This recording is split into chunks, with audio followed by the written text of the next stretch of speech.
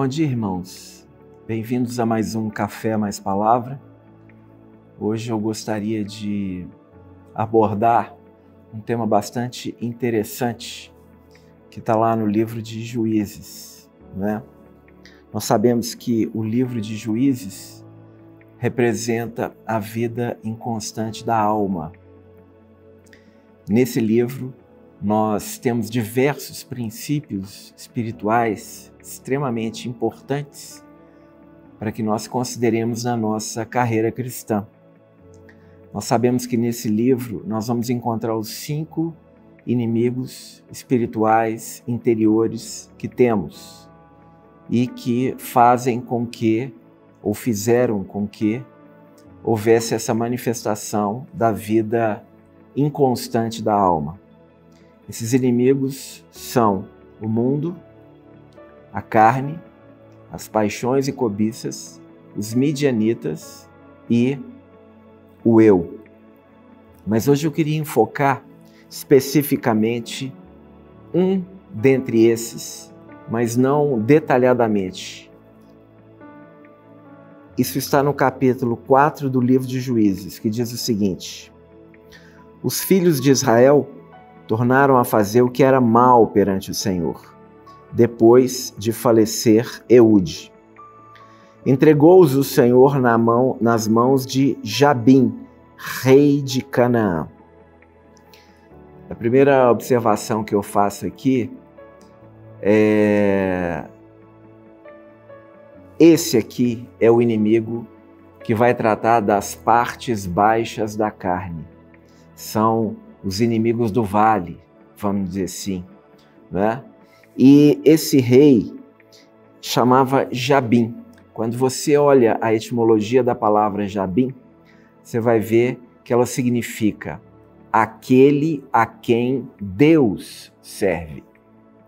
Então Jabim é uma representação absurdamente esclarecedora a nós do que é uma vida egocêntrica que vê em Deus aquele que deve lhe servir, quando na verdade nós somos os seus servos, né? Isso fala muito da visão que nós temos acerca da realidade espiritual, do que seja de fato uma vida cristocêntrica e uma vida que se coloca à mercê do Senhor para que seja feita a vontade dele e não a nossa. E aí, no versículo 3 diz assim: clamaram os filhos de Israel ao Senhor, porquanto Jabim tinha 900 carros de ferro e por 20 anos oprimia duramente os filhos de Israel. As partes baixas da carne, ou as nossas paixões e cobiças, talvez seja uma dentre as maiores lutas interiores que nós cristãos temos. Essa é uma batalha extremamente dura. São 900 carros de ferro. Eu já mostrei aqui que existem anos não contados diante de Deus. E esses anos não contados incluem o período em que o povo de Deus, no livro de Juízes, fica de alguma forma escravizado ou oprimido por esses inimigos. Esses anos não são contados diante de Deus. Mas, ao invés de abordar todo o processo dessa batalha, eu queria falar sobre o Cântico de Débora, porque nesse episódio, o Senhor vai levantar Baraque e Baraque vai chamar Débora dizendo que sem ela ele não teria como enfrentar esses inimigos. Bom, a história nos conta que eles vencem esses inimigos. E Débora então faz um cântico. Existem inúmeros cânticos na Bíblia. Os cânticos têm alguns têm uma significação profética, mas fundamentalmente eles têm ensinos extremamente profundos. E eu queria mostrar um aspecto aqui relacionado a este cântico com respeito ao fato dessa luta contra as paixões e cobiças. O cântico tem uma determinada estrutura, eu não vou entrar em detalhes sobre isso, mas eu queria abordar a partir uma pequena seção desse cântico que diz assim, está lá em Juízes, no capítulo 5, no verso 15, diz assim: entre as facções de Ruben houve grande discussão. Por que ficaste entre os currais para ouvires a flauta? Entre as facções de Ruben houve grande discussão. Gileade ficou da além do Jordão. E Dan, por que se deteve junto aos seus navios? E Azer se assentou nas costas do mar e repousou nas suas baías. Zebulon é povo que expôs a sua vida à morte, como também Naftali nas alturas do campo. Que campo é esse? Esse é o campo de batalha.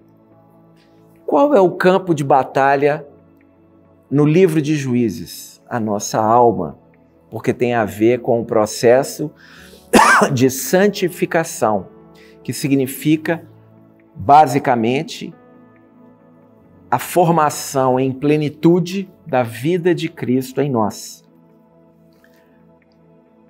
Qual seria a nossa posição, ou qual seria, dentre essas tribos, aquela que nos representa em tipologia na batalha contra as paixões e cobiças? Observem como que cada uma respondeu. Ruben ficou entre os currais para ouvir a flauta, e entre eles houve grande discussão. Na tipologia bíblica, irmão, sabe quem são esses? Esses são aqueles que discutem sobre a batalha, mas não guerreiam. E que batalha é essa?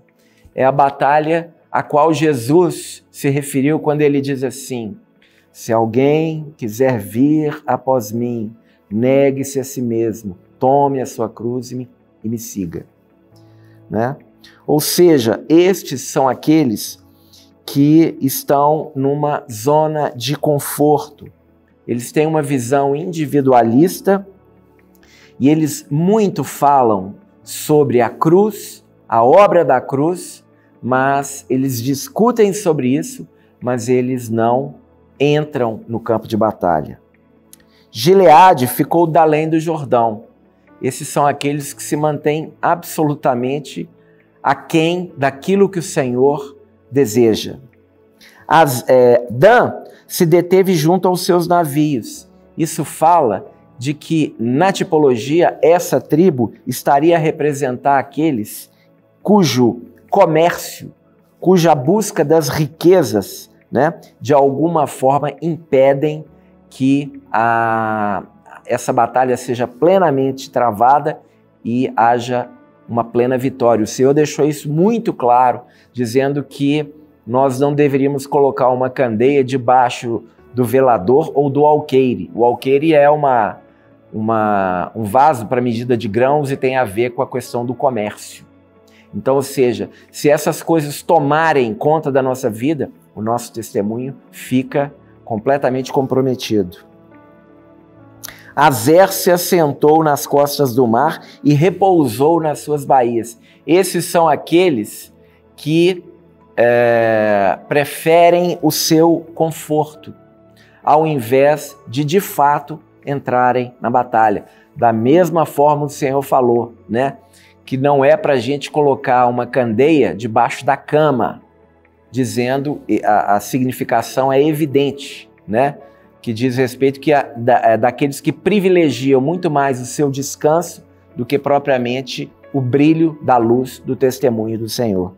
Mas nós encontramos, graças a Deus, Zebulon são representativos nesse episódio daqueles que expuseram a sua vida à morte e também Naftali, ou seja, na tipologia bíblica, essas duas tribos, nesse episódio, são representativas daqueles que realmente tomam a sua cruz e seguem o Senhor. Que o Senhor nos dê graça, irmãos, para que nós possamos fazermos esse questionamento. Afinal, qual a tribo que nos representa nessa batalha?